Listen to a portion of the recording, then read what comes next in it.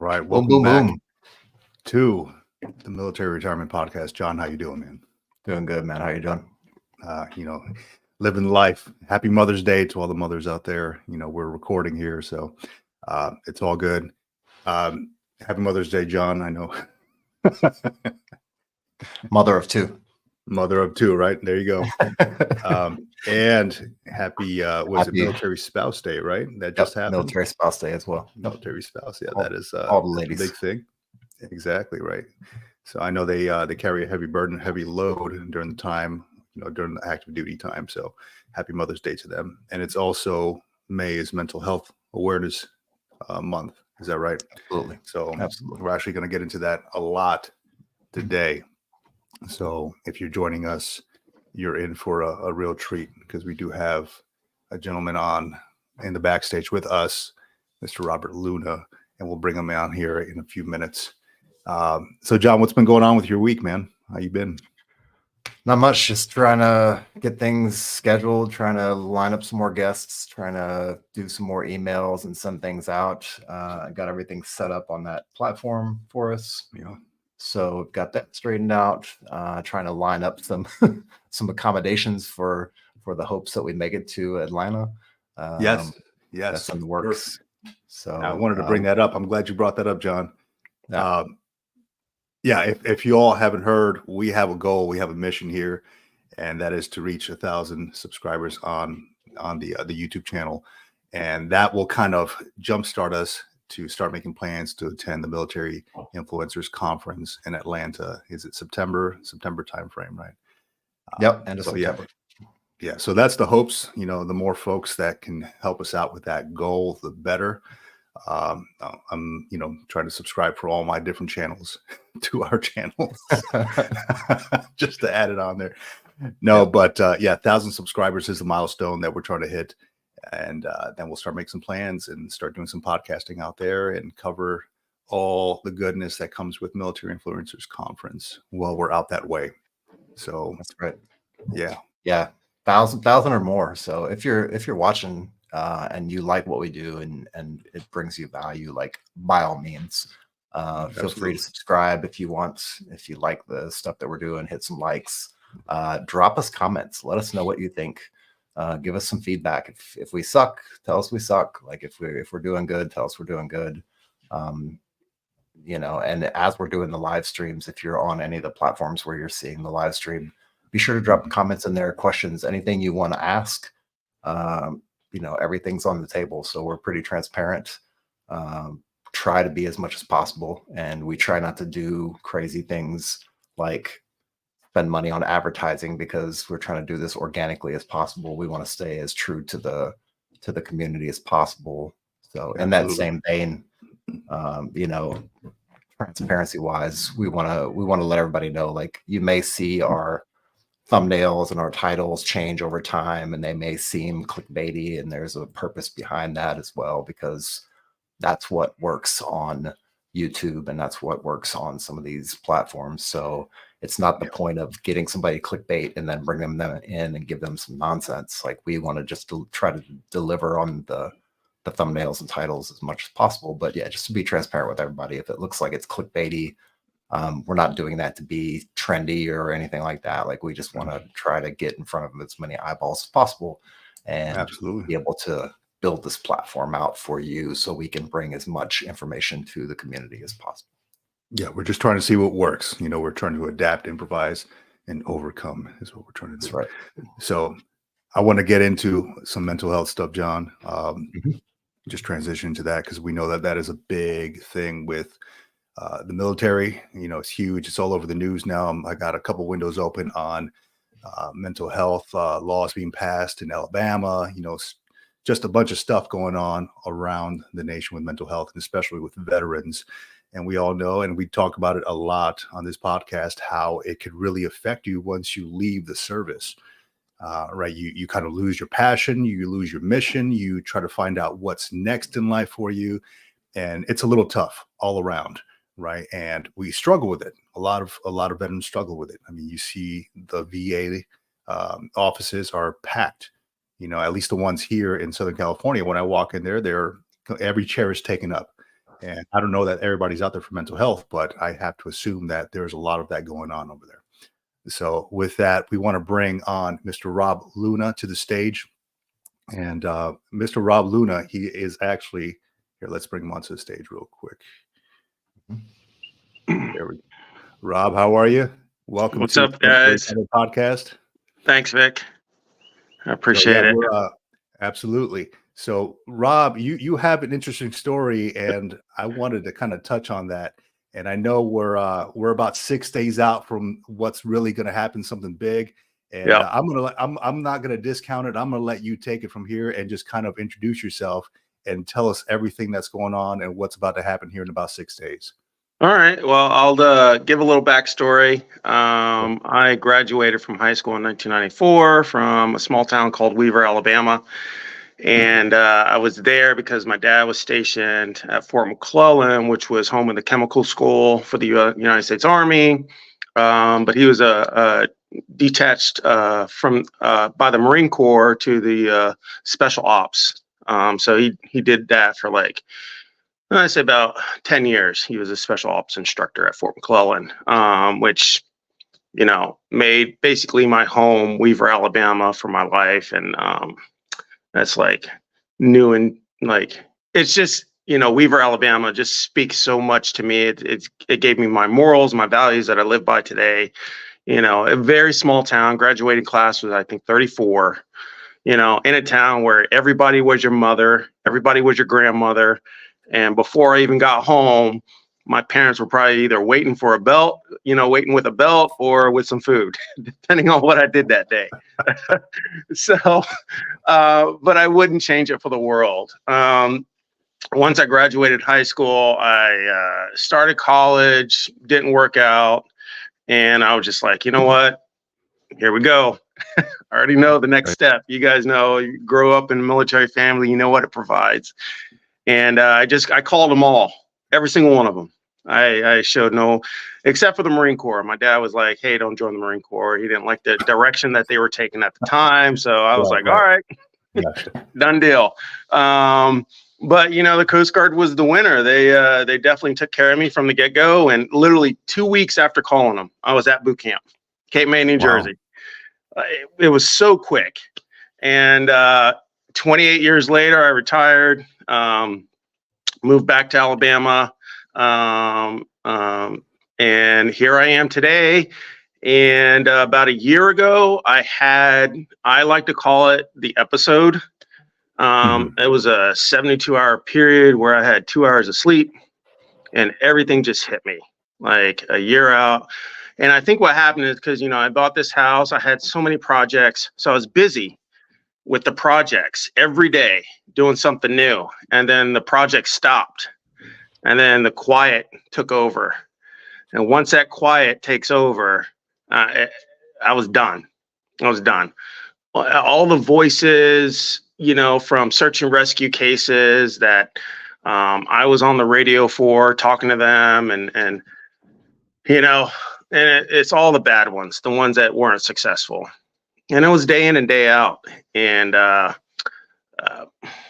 never thought that I would be in a position to experience the mental health episode that I did. It was very scary. Right. I was glad I got through it. And then I kept thinking about it. And, throughout my career, I've always been a fixer. I've always been there to help others. And I was just like, what can I do? I need to do something. And me being such an extreme guy, I was like, you know what? I'm going to walk across America. And then I started training. I started training with just 1 mile, then 2 miles, and 3 miles. And eventually I got up to 30 miles a day. I was just walking. And then about 6 months out, started to get real serious about it. And, designing my cart, getting all the gear that I'm going to need, doing research about the route. And things like that. And I assembled a great team. I have a social media team out of New York. I got amazing photographers, website designer out of Las Vegas, I have a route specialist, I have a gear specialist, I have 2 doctors, an attorney, and 2 pastors. That'll be my spiritual advisors along the way in case I need anything, and my therapist will be on call. So I feel like I got all the avenues covered that I need along the way, because it's just going to be me. There's no team following me. It's just me and my cart. And, first and foremost is a journey for me to figure out what my next step is in life. But along the way, I want to help others, and I want to help others in a way to where I can offer free, therapy. There's so many organizations out there that offer free therapy. giveanhour.org, the Cohen Foundation. These are all, areas that want to help veterans. It's just veterans just don't know how to reach out to them and all that. So that's going to be my purpose, hopefully going forward, as I meet veterans along the way in each town, to help them navigate the sources for therapy, free therapy. Right. Now, Rob, during your time, I mean, it was a pretty lengthy career you had. It was 28 years, very respectable career. During any of that time, did you hold any billets? Like any kind of advocacy billets or anything like that? Anything pertaining to what you're doing right now? Nothing. I did 2 tours at the Honor Guard in DC. One as a E3 and then one as an E6 staff member. Most of my time was in the search and rescue world in command centers. I did 1 year in the NAG. I was on one of the Coast Guard cutters that, did some patrolling around oil platforms in Northern Arabian Gulf. That was a great tour.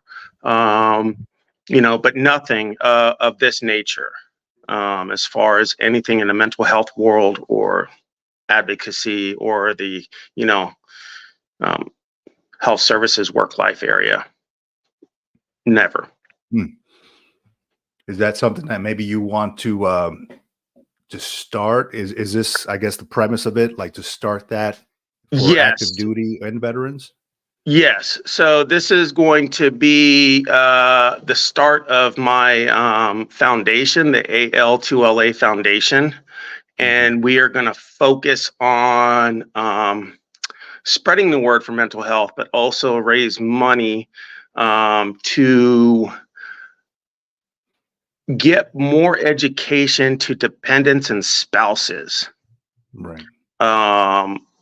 During the transition period, because all too often our dependents and spouses are left in the dark when the service member gets out and then they see all these changes and they don't know what to do and they are left in the dark. And so I'm working with the Coast Guard Foundation and the Navy Chaplain Corps to develop some courses that will be specific for dependents and spouses on retreats, where therapists and psychiatrists are going to come in and talk to them about what to do, who to contact, how to react in certain situations where us as retiring or, military members that just, relad or things like that, how to help them transition better. Because right now the dependents and spouses, they don't get any training. They're kind of left in the dark. All the money is really funneled towards the active duty members on how to, handle your own mental health, but not how to help others. Right. And they're left kind of out in the dark, right? So they are. Once active duty gets the help, what happens to the dependents? What's the next step for them, and how do they navigate that once they see what's going on with the active duty or the veteran themselves, right? Because I don't think does the VA cover anything like that you know of? Not that I know of. No, not at all. Because that's part of the higher ups. That's higher than me.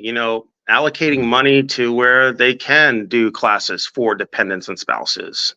Right. Instead, try to earmark some money towards that, or make it legal that the Coast Guard or the Marine Corps or the Army can earmark some money on the side for dependents and spouses.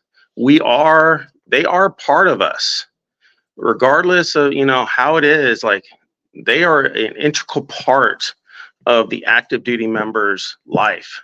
So Absolutely. we should be able to educate them also and stuff. Yeah, there's a thing that they do, and again, it's active duty. It's Army side. They do a thing called Yellow Ribbon Program. I don't know what the other services do, but usually it's an integration or a reintegration from, say, post-deployment. It's usually required mandatorily within 12 months of redeployment from overseas if you're on deployment, in order to sit down with your spouse, with your kids potentially, and go through some training. And it's usually like a couple days or maybe 5 days. They do an offsite somewhere, wherever it happens to be around the country, multiple locations. And yes, it's geared towards active duty. It's nice that it's tied in with the family, but yeah, that it's the same kind of thing that we talk about. And I don't know how your transition in your retirement went. Maybe we'll talk about that, discuss it a little bit, but the Sure. same kind of thing that happens when you go into the service. You've got all these people and all these stations and all these things that help you get in and onboarded into the military. But the offboarding process on the other end, like you don't get a sponsor to carry you through your retirement process and then back into reintegration into the civilian life. Luckily, we have a lot of organizations that help do that. Like, there's tons of organizations out there that do that. Some are free, some charge money. But yeah, it's definitely, I think it's because the pots of money, and we know how that goes. The pots of money just fall into different categories. Yeah. And maybe that's part of the reason why. But yeah, go ahead. Yeah, that's a great point. The organizations that are out there are not known. I don't know of any organizations that help, dependents and spouses after, once you start the transition to get out of the military. That's some information that I would love to get a hold of, so I can pass that stuff out also. But I think it's just a change in mentality, just to say, hey, if the military can recognize that your dependents and spouses are part of you, they're part of the military, they are integral part of the military. As today's Mother's Day, and all the mothers out there, that are at home while, we are deployed and paying all the bills, feeding the children, making sure the cars are maintained, the house is maintained. Like, that's a lot on mothers. And I mean, can't thank them enough. Because my mom is my rock. I have 2 children, and my partner, Megan Wallace, like, she's rock star. She's doing it, and who knows what happens, the next few years. But it's like you cannot forget the most important piece of the puzzle, which is your significant other, and helping them to understand mental health. I think will go a very long way in providing stability within marriages within the military. Big time. So, Rob, I need to ask you, man, what during this whole, let me start with this. How much time are you allocating for this entire walk across the country? So I am going to average between 20 to 25 miles a day for the next 5.5, 6 months. I've been lucky that through the state of Alabama and most of Mississippi, every single stop is a donated either glamping site, campsite, tent site, hotel, RV, log cabin. The head of my team, she's doing an amazing job at reaching out to each town, and they have been overwhelmingly positive response that I did not expect. Mental health is something that everybody knows about, but everybody's afraid to talk about it. I've definitely have found that out. But once I bring up mental health, it's been an overwhelmingly positive response saying, yes, this needs to be talked about. Men and women alike are coming up to me. You know, my thing is free hugs. That's my thing I'm carrying forward with the hats and the shirts, because there's not enough hugging in the world. We've kind of gone away from the basic simple hug that will transfer positive energy from one body to another in a way that can just really help a person, even for the next hour, you know, or the day. That truly will change a person's demeanor throughout the day. So I plan to go across 20 to 25 miles a day, and I'll be done hopefully by September 28th. I'll be in LA. All right. So 5.5 months, 6 months. Given, you know, I've definitely allocated a lot of days for weather, you know, tornadoes, hail, you know, all those things. But hopefully, worst case scenario, mid-October. And I'll be covering 9 states. So so you already have all your stops already All set planned out. Everything's done as far as where I'm stopping. There's only a couple days where it's like 32 miles in between towns. But that's easy for me. But there are also days where there's like 9-mile days, you know, because I'm just stopping in, you know, it gets very hard logistically to plan out 20 to 20, like in Arizona, or, you know, going through the deserts of California, you know, places like that, where I'm really like trying to make sure that I stop in a town. And then my team is contacting like the police departments, the fire departments, if they have like, I don't care if I can stay in the grass of the local police department. That's a safe place for me to, you know, pop my tent. Right. And then talk to people and all that, you know, because, you know, and I want to, you know, stop at police departments and fire departments and ambulance crews, because most of the time, a lot of those guys, they're prior military anyways. But they're also dealing with mental health. You know, they deal with mental health issues every single day, not only with the people that they encounter, but also themselves. So I would love to talk to them and you know, just talk and give them an ear, so that they can tell their story. And that's the beauty of this journey that I'm going to be on, is, you know, getting those stories of military members and spreading that through my websites and my Facebook page and my Twitter account. It's going to be a blog series of stories of military members across the United States, and see, you know, how they're doing with transition out.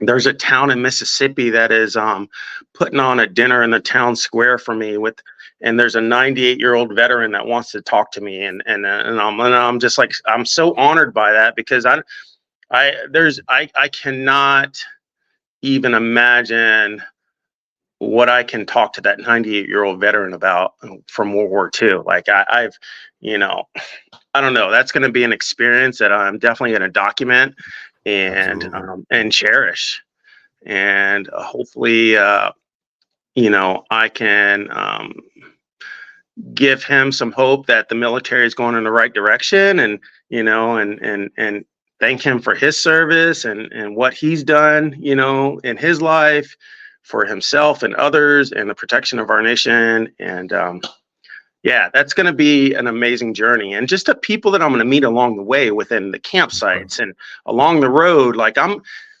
inviting anybody to walk with me, you know, on this, whether it be a day, 2 days, 2 weeks, come with me and walk. That's excellent. That was going to be my next question. Are you going to be surrounded by security, or are you inviting folks to come out and walk with you? Absolutely, I am. You know, it just, you have to provide your own logistics on where I'm at and all that. So you'll be able to contact the social media team and see where I'm at, and then make arrangements that way. And I'll welcome you with open arms. I got a 3-person tent, so it's going to be nice. It might get a little crowded in there, man. It might. So, hey, Rob, so how did you set this whole thing up? Like, how did you start any of this? Right here. Okay. And then I open my big mouth. I'm like, you No, know hey, what? and that's how it starts, man. That's how it starts. I'm like, I'm a retiree 7. Trust me, my mouth has gotten me in a lot of trouble, but but I'm just like, what are you gonna do? I'm me, Right. And right. but yeah, that's how it started. I thought about it. I'm a very extreme guy, and I'm like, what can I do to bring light to mental health awareness? Mhm. And I don't know how I thought about Walk Across America. I don't know if I watched a movie or anything, but it just popped in my head. I'm going to walk across America, and I made the announcement without talking to anybody, of course. and You got to and put it there's no into the backing out now. existence. Yeah. You put it So into that was the existence. thought process. I got through my episode. Exactly. About a month later, I made the announcement. Off and running. That's excellent, man. Yeah. And not to go down deep dark holes, and if you don't want to talk about it, by all means, Sure. we can skip it. But I'm very curious about this episode that happened. Like, could you maybe just give us a glimpse of what kind of transponded over those 72 hours that you spoke about? Like, again, go as deep or as shallow as you want to go with it. I'm a very real sure. person, so I can really go deep. The house was empty. My kids were going on a 2-week vacation up north, and I had nothing to do. It was quiet.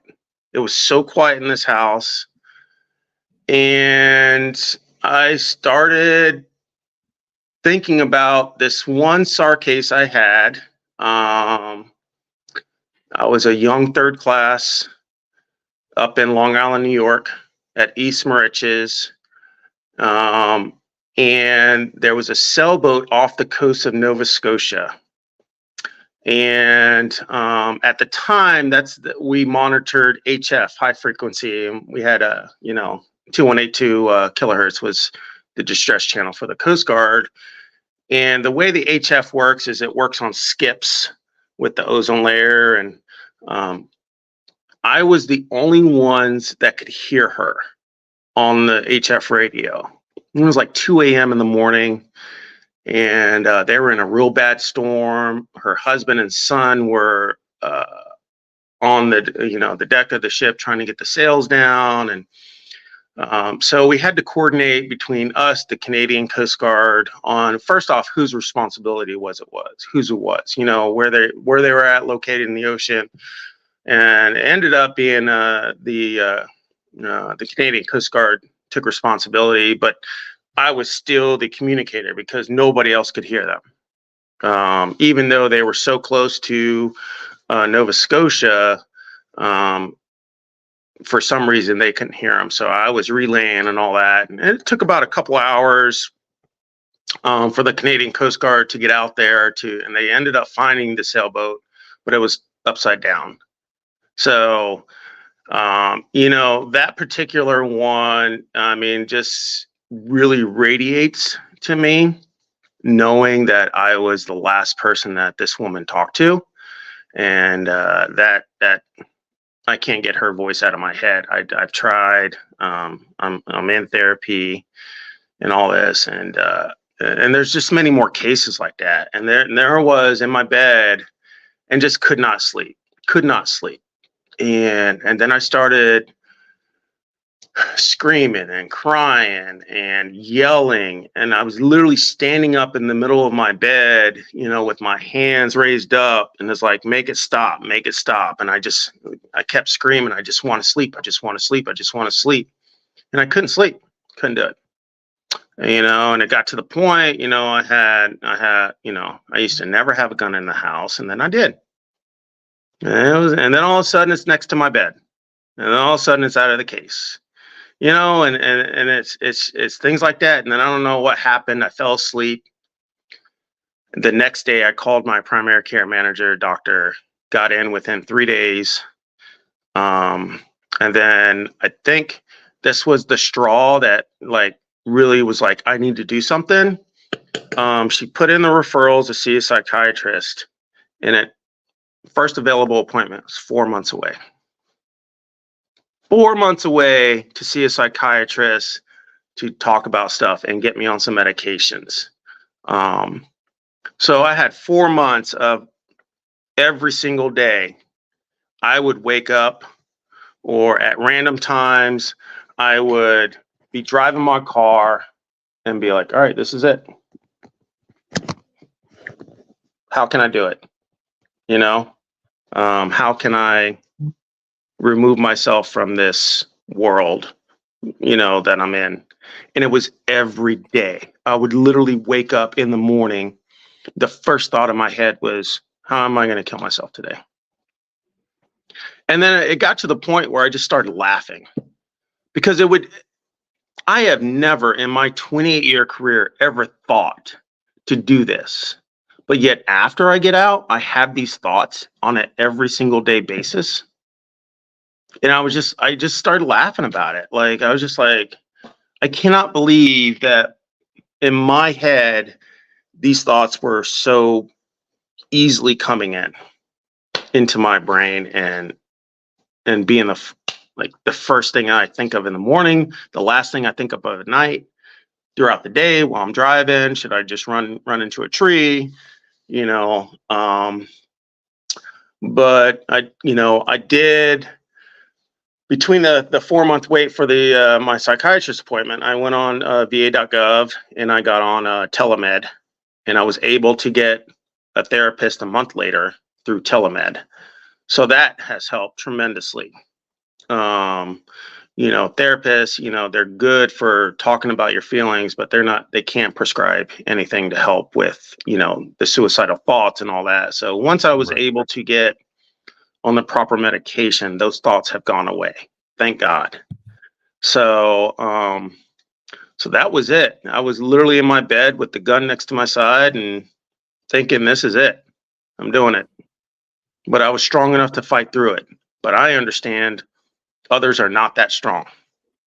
And we lose military members every single day because they feel like they just don't have anything to live for, or they don't have the ability to get help. Now, Rob, is that something that you maybe shared with your family at some point in time, either during the process of what was going through your head or even eventually after? It was after. Okay. It's so stupid because I didn't want to ruin their vacation. Like during my episode, I was like, no, I want them to be happy. I don't want them to worry about me. And, so yeah, it was after, when everybody got home and all that. And the one thing I was good about is during that 72-hour period, I actually, I used my phone and I videoed myself, and I talked for about an hour, where I said a lot of stuff that was bothering me, not only through my military career, but, my childhood and things like that. So, but I've never shown that to anybody. That's only for myself. And, but maybe one day people will see, truly what a veteran will go through during an episode. That has helped me a lot, doing recordings of my feelings. And I'm not much of a writer, but I can verbalize how I'm feeling on video, and that helps me cope through the dark days that I have, because I still have dark days. I don't have the suicidal thoughts anymore, but I do have an amazing inability to accept love. And yeah, like I just can't do it. I don't know what it is about my brain. It's unbelievable that my brain's ability to not accept love is astonishing, and I got to figure that out. I got to figure that out. This is the first step, though, especially with those free hug shirts. Exactly. And I tell you, the free hugs, people love the free hugs. Yeah. It Yeah. has been so welcome, especially down here in the south of Alabama. Yeah. And one of the hugs that I absolutely cherish, and he's become such a good friend of mine. He's a sergeant here at Fort Moore. He's a drill instructor, and I was doing one of my training walks along the Columbus River, the Chattahoochee River in Columbus, Georgia. Mhm. And he stood up. He's like, "I'm gonna test you." I'm like, "Come on!" And he's like a big guy, muscular, tatted up, everything. And his wife was with him, and she's all tatted up. And then we had this almost 45-minute conversation about mental health and how he's seen it struggles with his soldiers as they're going through boot camp there at Fort Moore. He's like, "I see it every day." He's like, "And I love that you are trying to spread the word that mental health is real and it needs to be looked at on a daily basis with soldiers, Coast Guardsmen, sailors, Marine Corps, everybody. It should just be, talked about on a daily basis. I want mental health to be talked about in the same language as your favorite football team, your favorite basketball team. Down here, it's either Auburn football or Alabama football.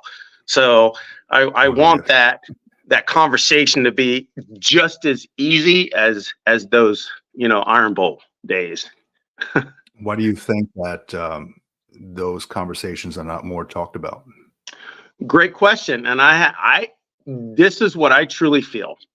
I truly feel that the people that are going through episodes of mental health, they are not afraid to talk about it. They are afraid of the judgment of others when we do talk about it. So the biggest change, in my opinion, is to get the listeners to listen without judgment. Because all we want is an ear. We're not telling you to fix us. We're just telling you to keep us company, make us laugh, try to help us see that we provide value to this world. We provide value to our families. We provide value to our friends. And we still have skill sets that America needs. Right. Whatever that skill set is. Pursue that skill. We have training and all that, and through the military, and use those skills to help others or help a company or build your own company, with your skills. So I think it's changing the mentality for the listeners to listen without judgment. I think we will be able to talk about mental health a lot better. And a lot easier. It feels like the once a veteran gets out of the military, right? Once a service member gets out, and they have some kind of some kind of issue, maybe like mobility issue, something they're perceived as broken, right? And they're not fully able to transition back, into what the civilian world sees as a good employee or a good worker, right? So in that aspect, they get put off to maybe like the back burner. Like, okay, maybe this guy is, he was once good, or he was good in the military, but maybe not good for our company, maybe not good for our, whatever we're doing here. And I feel like that's a lot. That happens a lot. I mean, I talk to some veterans around my area, and that's what seems to happen. Like, oh yeah, I'm not able to fully transition because I'm not accepted fully, because I cannot conform to what they expect me to be. Right. Yeah. So Rob, I'm curious, man, what you're going across the country here. You're going you've got, I saw a photo of your cart. Yeah. Right? It's what are the stroller? It is. The bike Correct. stroller ones. Yep. I'm curious what to sustain you for 5-6 months. What goes into that cart? Well, I have battery packs. I don't know if you've been seeing like those Golo and a couple other companies. They're making, like these huge battery packs, that can offer days of electricity and things like that. So I have 3 of those. I got a solar panel that will go on top of my cart, Okay. that will consistently charge my batteries, so that I can do live podcasts and things like that while walking on my cart. I have a 3-person tent that pops open, and then it's easily like I don't have to worry about taking the poles out or anything. It's literally I Right. just turn it and it turns into a circle, put it in the bag, I'm off. Nice. I have 15 of these shirts, the free hug shirts, 15 pairs of shorts, 25 pairs of underwear, 30 pairs of socks, and 8 pairs of shoes, all Hoka. Hoka brand. It's been the best walking shoe that I've ever experienced. The Clifton 9s. And food, I got Mountain House, dried foods, big containers of it. I got Jet Boil. I got flip flops. The first thing I'll do is take my shoes and socks off and get my recovery flip flops on. I also have, I've been sponsored by Firefly Recovery System. It's a system that gets put on right below your knees, and it promotes blood flow by 400%. And, that'll help me recover every single day. And then I got everything about, utensils, body wipes, foot care, medical stuff, basically everything I need on a day-to-day basis. I'm not carrying too much food with me except for like dried foods, snacks, because I am going from town to town. So Right. I will be able to like stop in a grocery store or stop at a restaurant and get a meal. And, hopefully there's like some pizzerias around. I'll just order like 2 whole pies and just house them. That's it. Man, get your carbs up, huh? Absolutely. Absolutely. So yeah, during my training year last year, I actually dropped 70 pounds. Oh, wow. And my nutritionist was like, what are you doing? I was like, I don't know. She's like, you need weight. You're going to have to reverse this now. So that's what I've been doing. I've actually been training less and eating more to try to get some weight back, to lose it along the way, because I am going to lose it. My calorie deficit will be anywhere from 5,000 to 7,000 calories a day. I don't think I can consume that much in a day. I'm going to try, but there'll be days where I just can't. So I am going to lose a lot of weight while walking across. So I'm That's fully insane prepared. that you lose that much just by walking. I tell you, I've always I used to heard- be a meathead too, and in the gym and pushing those plates up and down. I am an absolutely firm believer that the only thing anybody ever needs in life is walking. Yep. It's the most non-impact, besides probably swimming. But I tell you, walking, it's just so easy. It's one foot in front of the other. I think that is a secret that folks don't realize for like later on in life, especially after you retire from the military and you want to keep that health going. I mean, John lives in Italy. How walkable is Italy? Everything Everybody's is walking out. walkable. Yeah, everything, right? So that, I mean, the health is up. You get stationed out in Japan, you go walk amongst the community. Everybody's walking out there. Everybody seems healthy, right? If Right. only people would do that here in the US, especially after you retire from the military. That I 100% agree with you, Rob. That's probably one of the biggest things that you need after you get out is just walk. That's it. Yeah. Yeah. And that's when I started really, when I would get a very like intrusive thought of, me trying to do something bad to myself. I immediately got my shoes on and I got out of the house. Like, and it was constant. Yeah. And it was like, and sometimes it was like 3 or 4 times a day. I was going walking because I did not want to be in the house with those thoughts. So I just left the house, and that worked for me. Go ahead. I wanted to actually ask you about that because to me, it seems like there's a thing that they do in Spain called the Camino Santiago. It's a pilgrimage. You basically hike anywhere from, you know, one side of Spain to the other, but sometimes it starts in France and goes to this location in Spain. And it's literally a pilgrimage. It could be 3 months, it could be 6 months, but you literally just walk from village to village to village along the way. They have this little passport thing that you carry with you, and every time you stop, you get a stamp. There's usually like Seashell stamp. yeah, a little seashell stamp. They're usually like a house or somewhere you go, and there's a family there that kind of like brings everybody in because they do it every year and they're used to it. And they have these like guest host houses where you come, they feed you, they maybe put you up somewhere in a loft or somewhere so you can sleep overnight.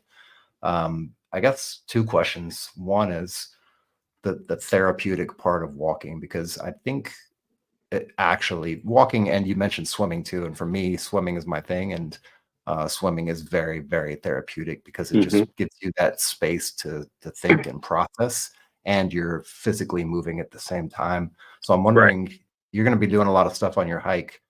Are you going to be taking some time along that journey, a few of those miles a day, to just have for yourself to kind of like process and do things like Oh, that? absolutely. Honestly, I think most of my days will be to where I am kind of like on my own, you know. I think the most interaction I'll get from people is obviously when I go to a town, to a restaurant, and my cart is not going to be a cart where you can miss it, because it's wrapped with all the sponsors and, you know, follow my journey all over it. So I think when I stop for the day, that's going to be the most interaction I'll have with people. Because obviously people are curious. They're going to be wondering why I'm doing it and who am I? And, you know, coming in these small towns, you know, you got somebody that's in international orange hat with the international orange, you know, shirt that says free hugs. They're going to wonder, who's this guy? You know, especially if I haven't had a haircut or a beard trim in a while, I'll be looking like Forrest Gump. But I think during every day, I'm definitely going to make time just for me. No music, just me, the road, my cart, and reflect on different portions of my military career, reflect on mistakes I've made in life, what positivity I can go doing forward. That's going to be every day for me. And then once I, you know, come up with some great ideas, or, you know, with something, I'm going to video it as I'm walking, and then just park it and then move on. And then start with, you know, I don't know, Red Hot Chili Peppers for the morning, and then transition into, you know, probably some Busta Rhymes or, you know, things like that. Wait, Rob, are you looking at my playlist, man? Open my Spotify, man. Yeah. Hey, man, I think that is great, dude. And that was going to be my question to you, was, are you going to be like live streaming any of this? Because I fully feel that as you go through this journey across the country, right, that you're going to come up, you're going to have ideas and you're going to have thoughts, and that's something that I think people need to hear. I know personally I'm going to be tracking your journey. I think there's a tracker on your website, right? And we'll There get into that is. here, and I'm going to be tracking that, and I'm going to be looking forward to hearing those thoughts, those ideas coming straight from you, because I know, as well as me, as well as many other veterans out there, have, you know, struggle with you know, mental health, or, you know, go through it on a daily basis, especially after you leave the service and you lose out on that tribe and that camaraderie.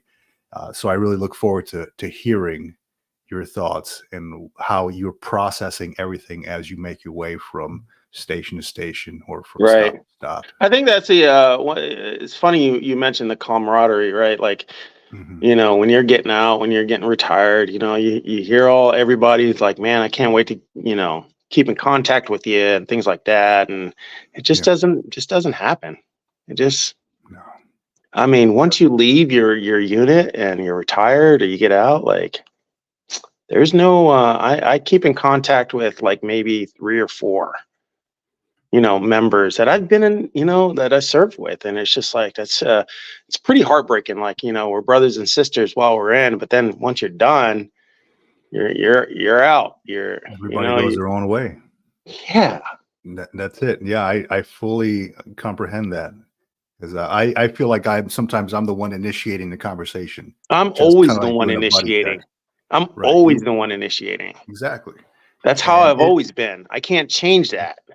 yeah. I still keep in contact with people from elementary school days.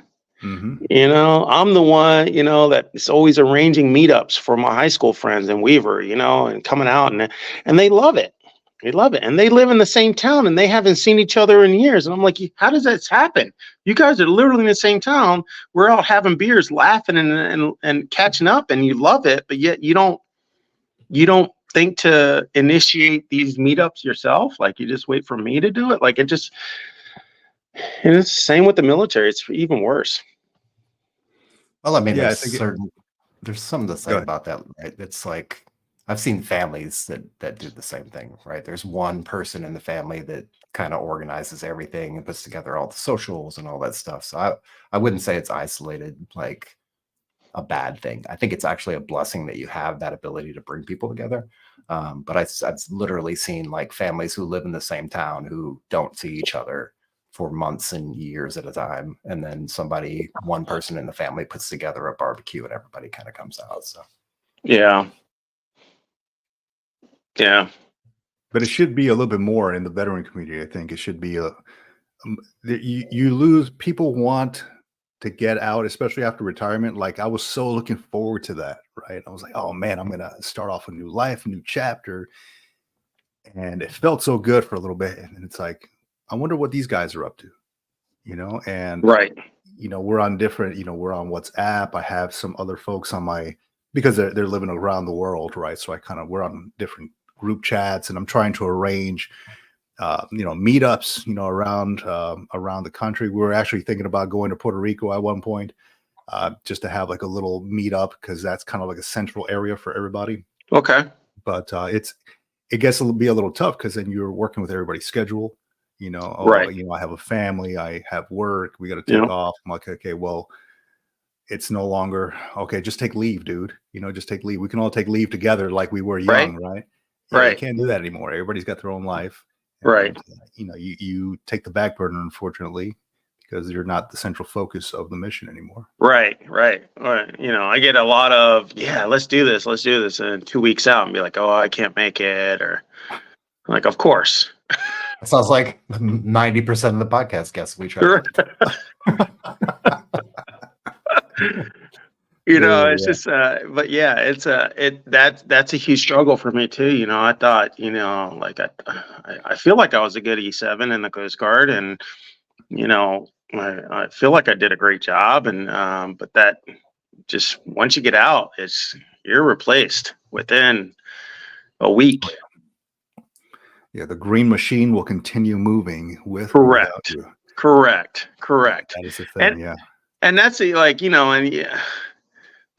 we always, I think every one of us would be like, God, thank God the Coast Guard has me, or thank God the Marine Corps has me. It would not be running today if it wasn't for me. Like, I think we've all been there, like, for like a split second, but I think in all reality, like, I told it to my young people all the time. I told them, you are replaceable from day one. I preach that to the core, because I really want them to be prepared for, the afterlife. But, for me, I kept saying it, but I never heard it myself. It is big. There's always going to be somebody waiting to step into your job. And people don't really get that until, after the fact. Like, oh, until man, it happens. Replaceable. Yeah, I really am replaceable. Oh, man. Yeah. That's good, man. So, Rob, I wanted to ask, where can somebody go to track your journey? So I have a website. It's www.al2la.us. I also have a Facebook page, AL2LA. And those are the two spots that you can go. Sign up for the newsletter on my website. And then when you sign up for it, you'll get an email to confirm your email address. you're going to get a lot of inside information, more of the interviews that I do, more of the information of where I'm going to be. And yeah, that's you'll be able to communicate through me through there. Send questions on how I'm doing and things like that. And obviously, my biggest thing is to raise money for the Coast Guard Foundation so we can start these programs. And I really would love, my goal is to get 100,000 followers and to donate $1. I'm just asking for $1 from 100,000 followers, and that's $100,000 to start programs within the Coast Guard to get these programs through the Navy Chaplain Corps that will benefit solely dependents and spouses with some mental health education programs. That's my goal, and it's easy to obtain. I just got to get the followership up, all that. So how does that look like? What does that look like when you say get the programs right through the Coast Guard? Right. Does that mean like a contracted company comes in, or like what do you envision? It's a great question. The first thing I would love is to collaborate with the Coast Guard Foundation and the Navy Chaplain Corps with some PowerPoints, an SOP, a short book on how to get help, and then go into getting classes for them, writing a curriculum that is mental health based, that can and essentially I want to create a program that's train the trainer. So like the first group of wives get together, get this inclusive 1 week or 3-day training, right, to where they can go off and spread this information. And then hopefully it'd be like, tree roots just growing, in the ground where everybody is getting this information. You don't have to necessarily go to one of these retreats, but you will be able to get this information through a podcast or a video, chat, and things like that. I want this information to get, once the curriculum's written and things like that, I want to get it out there as soon as possible and to many units as possible through all the ombudsman's program, right, throughout the military, get them this information so that they can provide it out to the military spouses groups and dependents groups. So that's how I envision it going forward, really relying on the chaplain corps. They tend to have more of a pulse of what's going on in the family world, in the health services, work-life world. And just, obviously trusting in them that, that they're going to do right with, with this money and getting it started. And hopefully, once the curriculum is done, other services will adopt it and use it as a right, tool. It's not a catch-all. It's not a cure. It's just going to be a tool in the tool basket. And it has to start somewhere, and I think that's where it needs to start. Right, somebody needs to put some traction into place.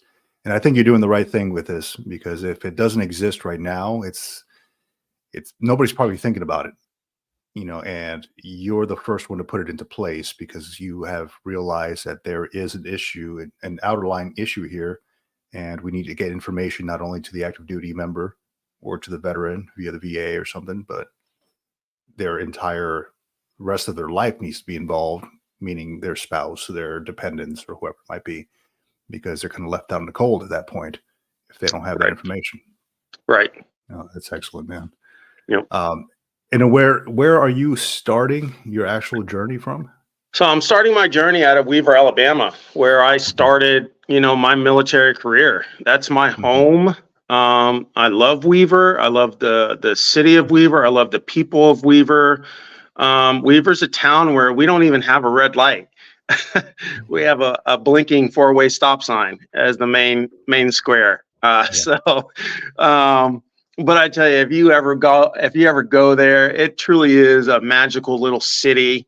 You, you know, I don't, you have a mayor that, they get voted in, but it's all volunteer based, and city council's volunteer based. And, it truly is a magical little piece of pie. So, and yeah, that's my route, across, the US. That's excellent, man. And you know what? I live in San Diego, so I look forward to following your journey and most likely joining you when you please come up. To LA. And I mean, if you come up, I mean, if we want to do like a little live podcast as I'm walking through, because it's going to be at my ending ceremony is going to be at Coast Guard LALB. So it's a base there. And it's going to be a great day. It's going to be a day. The new CEO is aware of this and has already stated that it's going to be a day of mental health awareness. So they're going to make it a day of training in the morning. And we'll arrange it to where I'm going to arrive around 11 or 12. And then there's going to be food. There's going to be like the Cohen Foundation is going to be there, give an hour, newspaper agent, people are going to be there. And I guess the biggest thing is food. I think we're going to do tacos, get a little taco truck out there. And, of course, I'm going to go first, because I'm going to need to eat. Yeah. But I tell you, you guys are more than welcome to come up, or and come set up and maybe do a live podcast and talk to active duty members and see where they're at. And I mean, I think we could arrange that. And even like if you want to talk to me like when I'm in the heat of Texas or something, we could do another podcast, see how I'm doing, and I can share some of the stories that I've, come across already. And, I just, the biggest story is that 98-year-old World War II veteran that I'm really jazzed about meeting and stuff. So, yeah. That's excellent, dude.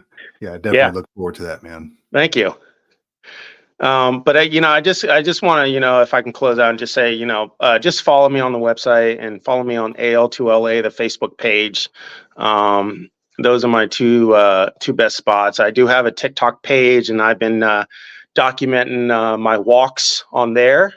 And I do, silly dances, just to keep everybody, happy and all that. And just to try to, if I can make somebody laugh or smile that day by me being goofy, then I did my job.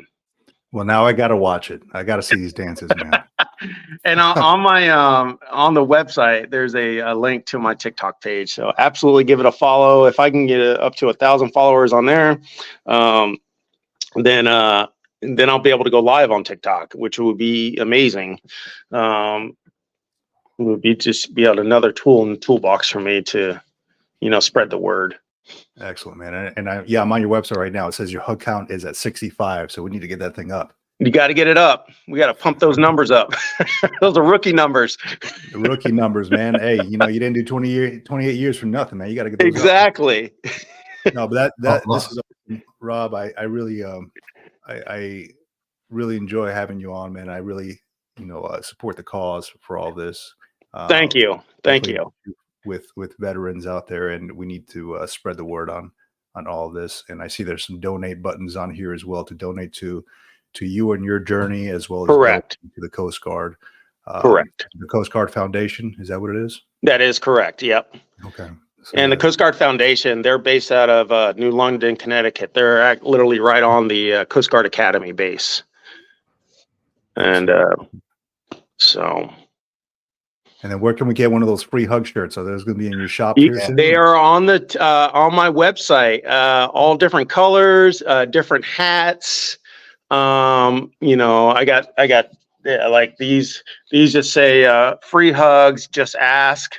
Let's see here. What do and You then got to wear these the are hat straight, right? You can't wear it backwards, or else you get somebody coming up from behind you. correct. Yeah, yeah. And then I got these that just say free hugs in different colors. There's one hat that has actually been I a friend of mine made it. But this is, and people have seen it and they've actually ordered it, and it says please be patient. Operating from the 1900s. The Oregon Trail. Yes, yes, yes. Nice. And I tell you, this has been one of the most popular ones. I like that. So all the money for these hats, 100% is going to the Coast Guard Foundation, and the shirt money. Everything will be going towards them for the goal of $75,000 to $100,000 to start the programs that I want to start. Wow. So Yeah, it's Connor, if really. you have it's anything really- else? Yeah, I was just gonna say it's really good for you to hang out with us today. I really, really appreciate you. Thank you, Victor, for hooking this all up. yeah, And, thanks, Vic. It really is a pleasure, and I can't thank you guys enough for having me on. This is very humbling. I took a shot in the dark. I don't know how your page came in my algorithm on Facebook, but it did. And I was just like, holy crap. I was like, let me see if he wants to hear my story. It almost seemed like it was just like it was meant to be. Like I saw it working. and I'm like, I'm leaving in a week. And I was like, this is like perfect. So it just kind of worked. Yeah. I was like, but they It don't was probably meant to want a be. coastie on Yeah. there. They don't want, No, what the everybody's Coast Guard welcome. guy gonna do? Everybody's welcome, man. It was meant to be, Rob, I think. Absolutely. And, it was great that we found each other, and I 100% look forward to following this journey, man. That's I'm great. I'm glad the algorithm worked, because I know those were late nights trying to form the algorithms and stuff. Right. Right. They're No, working. it's Something's going on. working. So it's great. I really appreciate it. And, I guess joining the Coast Guard has its perks, because, it's like, what happens if like a Coast Guard boat sinks, right? What's that? What We happened? just walk to shore. Where's my rim shot button at? Da-dum-dum. No, but awesome. Yeah. Thank you, Rob, for being with us, man. And Hey, yeah, thank you so much for having me. yeah, anybody out there listening, just al2la.us and support Rob's cause for his journey across America, starting in, let me see here, 6 5 days, days. 5 days. Yeah, well, yeah, 5 days, 23 hours, 47 minutes. There we go. That's it. And counting. And Awesome. real quick before you go, are you going to be back? You said you're going to be out there around the end of September, hopefully, if everything Correct. goes well. When are you going to be back closer to home? That's a good question. I don't know. I'll probably take probably 2 weeks. I may take a trip to Puerto Rico. Get on the beach for like a week. One of my main sponsors has an Airbnb out there, so I'll be staying there. In Arecibo, Puerto Rico. So, yeah, that's a good question. Because what I'm doing obviously it's a very extreme thing. Mhm. And I was just talking to a retired 06, who is absolutely going through the same stuff right now. He's like, dude, I'm going on 2 years of downtime and I don't know what to do. And this is the 06. Yeah. And we've become great friends. And then, he talked to me and it just really, he's like, hey, have you thought about the aftercare? And I haven't. And he's like, dude, you're going to come down and you're going to come down hard. So you need to start thinking about that. I'm like, oh, I didn't think about that. He's right. He's right. When this journey's over, what's next?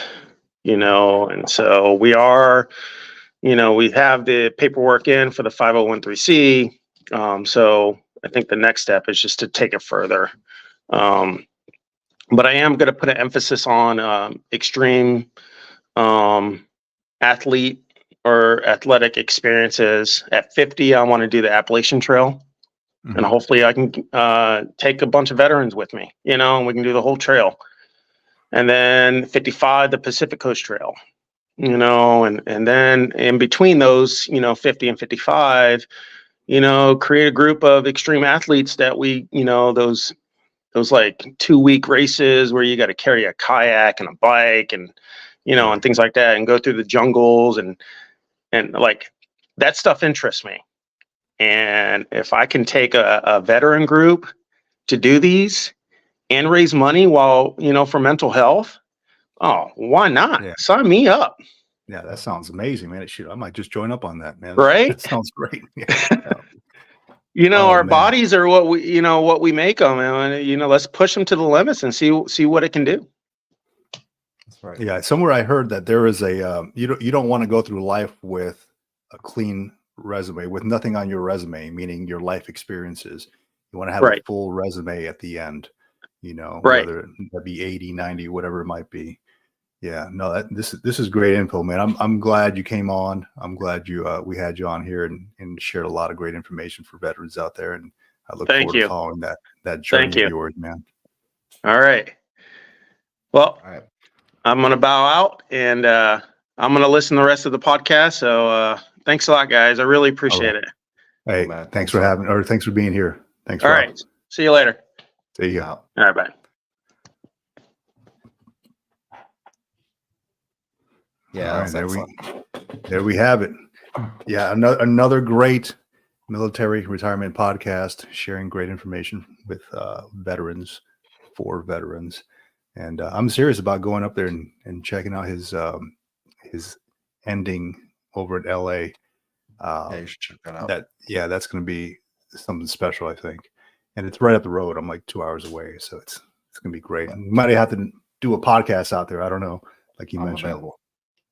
Yeah, whenever I'm available. Yeah, I did want to. Go ahead.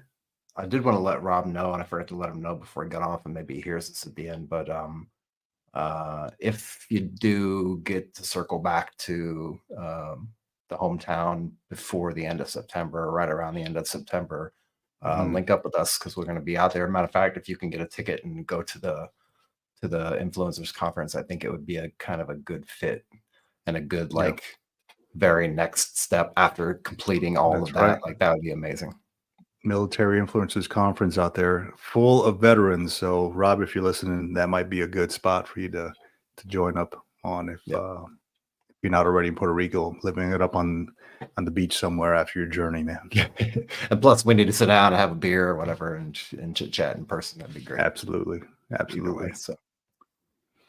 Well, John, this has been awesome. Another great live stream podcast in the books, but it is Mother's Day and I need to go take my old lady out to eat. So that's right. But no, it's been great, man. Yeah. Happy Mother's Day again. Happy Military Spouse Day if you're a military spouse as well. Absolutely. Yeah. And if you haven't already, make sure you like and subscribe the channel, Military Retirement Podcast. All the links are right above my head right here. Military Retirement Podcast, the Military Retirement Group on Facebook, just a group of veterans, for veterans, by veterans, helping out, spreading the good word on everything from mental health to, hey, what do I do with my next mission in life, my next chapter? You can follow us on Facebook, on YouTube, and then my own personal journey here, the Green Logbook, wherever it is up there. That's my own personal YouTube channel where I document my life after military retirement and what happens next. So I look forward to seeing everybody out there. Yep. Thank you all for listening. Thank you for paying attention. Thank you for checking in, checking us out. Find us all over the web, as Victor mentioned, as well as Spotify and Apple and all those other cool places, and Reads Across America on Wednesday evenings. That's all we got, man. All right. Thanks, John. All right. Have a good one, man. Your world. All right. Thank you, everybody.